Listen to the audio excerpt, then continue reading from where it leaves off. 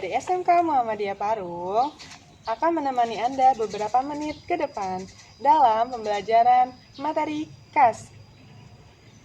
Jangan lupa ditonton video ini ya guys. Jangan lupa like, comment, and subscribe.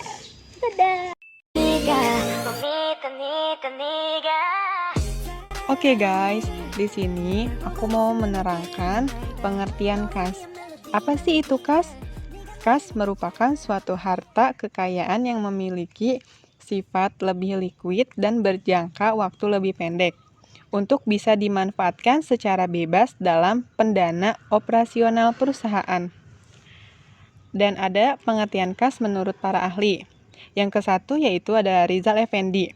Rizal Effendi menjelaskan bahwa KAS adalah seluruh uang atau kekayaan perusahaan yang bisa digunakan sebagai alat pembayaran atau alat melunasi kewajiban perusahaan.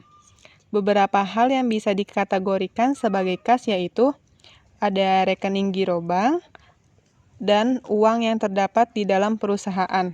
KAS yang terdapat dalam perusahaan adalah harta yang paling lancar.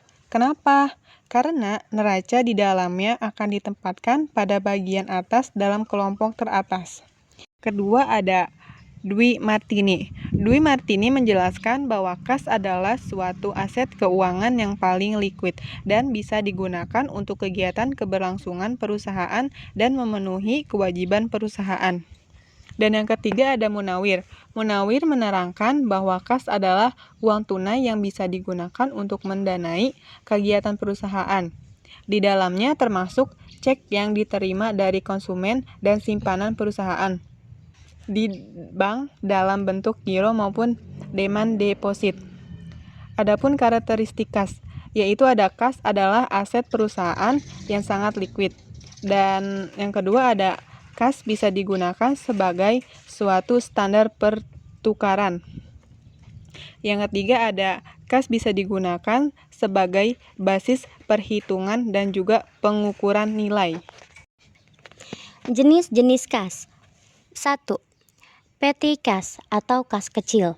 Bentuk uang tunai yang sudah disiapkan oleh pihak perusahaan untuk membayar berbagai bentuk pengeluaran yang nilainya relatif sangat kecil dan juga tidak ekonomis bila pembayarannya dilakukan menggunakan cek. 2. Kas di bank. Bentuk simpanan uang perusahaan yang tersimpan di rekening bank tertentu yang nilainya cenderung besar dan memerlukan keamanan lebih tinggi. Kas di bank akan selalu berkaitan dengan rekening koran perusahaan pada bank. 3. Pelaporan kas. Pelaporan kas bisa dilakukan secara langsung, tapi dalam pelaksanaannya tentu akan tersaji beberapa masalah. 4. Cash equivalent. Gabungan aset perusahaan yang mempunyai maturity kurang dari 3 bulan lamanya. Setara kas ini sangat bermanfaat untuk digunakan saat kondisi finansial perusahaan sedang susah dan tidak stabil. Contoh paling sederhana dari setara kas ini adalah utang. 5. Restricted cash. Bentuk kas yang secara sengaja dipisahkan oleh perusahaan untuk melunasi kewajiban di masa depan yang jumlahnya cenderung besar. 6. Bank overdraft atau cek yang digunakan dalam jumlah nilainya lebih besar daripada rekening bank. Yang termasuk kas adalah uang tunai dalam wujud logam dan kertas, uang perusahaan yang tersimpan di dalam bank yang bisa diambil, cek sebagai pembayaran dari pihak lain, dan lain-lain. Yang tidak termasuk cek, ada deposito terjangka, uang yang sudah disediakan untuk tujuan tertentu, cek mundur, post date check, dan prangko. Pengendalian kas. Pengendalian kas terbagi menjadi 2, yaitu pengendalian penerimaan kas dan pengeluaran kas.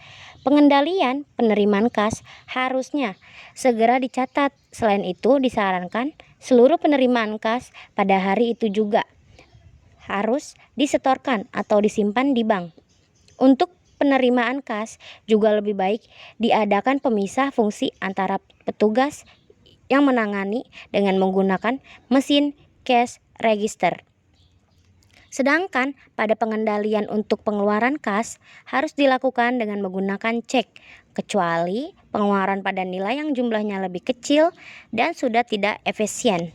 Bila menggunakan cek, bisa dilakukan dengan memanfaatkan petty cash. Pengendalian kas internal.